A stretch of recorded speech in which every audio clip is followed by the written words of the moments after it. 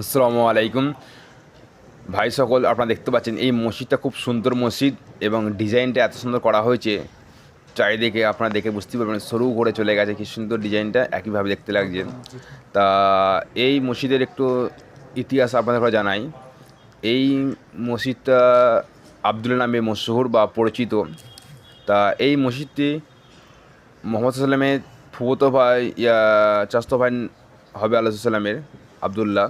তাই আবদুল্লাহ মসজিদটা যখন আল্লাহ পাকের তরফ থেকে আদেশ আসে যে সুদ বন্ধ বা সুদ নিষেধ, সুদি কারবার নিয়ে দেওয়া যাবে না, হারাম করে দেওয়া হলো সবার জন্যে, মুসলিম জাতির জন্যে। তখন কী হলো, তখন আল্লাহ সাল্লাম এক চাচা বলেন, ঠিক আছে, আমি কারো কাছ থেকে আর সুদ নেব না, আজ থেকে সুদ নেওয়া বন্ধ।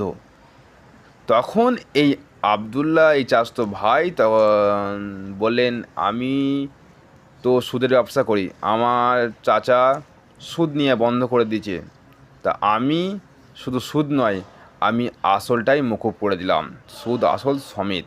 সুবহানাল্লাহ। তা সেই চাচাতো ভাই বা ফুফুতো ভাইয়ের নামেই এই মসজিদটি স্থাপন করা হয়েছে। এবং সত্যি মসজিদটা খুব সুন্দর, কি সুন্দর লাইন দিয়ে কোরআন রাখা হয়েছে, অনেক রকম কোরআন আছে এখানে।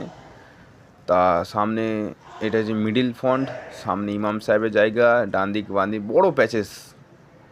সবাই এখানে আসে, দুরাকাত করে নামাজ পড়ে এবং দোয়া করে, ব্যাস। আমরা এসছেন একদম 11টা নাগাদ, ওই জন্য একটু ফাঁকা আছে, নামাজের টাইম নয়।